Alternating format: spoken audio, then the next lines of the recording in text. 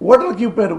కార్యకర్తలకైనా కొద్ది ఎంకరేజ్ కోసం ఒక ఏదో పెట్టమంటారు, ఏదో ముందు బట్టలు పెట్టి బాక్స్ని, అది కాటన్ ఏదో అంటారు, ఆ కాటన్ కనీసం ఒక అభిమానుల కన్నా వాళ్ళకన్నా మన కార్యకర్తలు ఇప్పుడే తాగుతున్నారా, అంతకుముందు తాగుతున్నారా?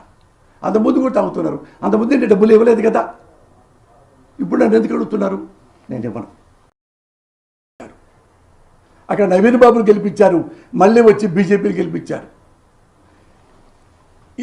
ఎందుకు ఎంతమంది పార్టీల్ని అధికారంలో వచ్చి వాళ్ళకి ప్రభుత్వపు తిప్పి మమ్మల్ని సేవ్ చేయండిరా, సర్వీస్ చేయండిరా, మాకు సేవ చేయండిరా అని చేశారు. ఎందుకు ప్రజలు అడుగుతావా? ఎందుకు నువ్వు మన బీజేపీకి వేసి మళ్ళీ ఆయనకి వేసావు అంటే, ప్రజలకు ఏం కావాలంటే నువ్వు ఇన్ని మంచి పనులు చేస్తారని చెప్పి నీ మాటలు నమ్మి ఎలక్షన్ క్యాంపెయిన్లో మీకు ఓట్లు వేసాం. 6 నెలల్లో నీ భాగవతం బయటపడింది, మాకు సరిగ్గా చేయలే. అందుకని ఈడే బెటర్ ఉన్నాళ్లలో వాడికి వేసాం. వాడు ఇంకా సన్నాసిగా ప్రవర్తించాడు, వీడి బదులు వాడే బెటర్, వాడికి వేశారు. సేమ్ నేను అదేనయ్యా.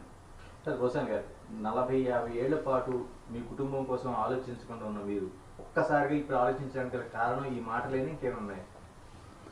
తల్లి సాక్షికి ఏమి లేవు. నేను ఇంకో తప్పు చేసి చెప్పమంటారు, అది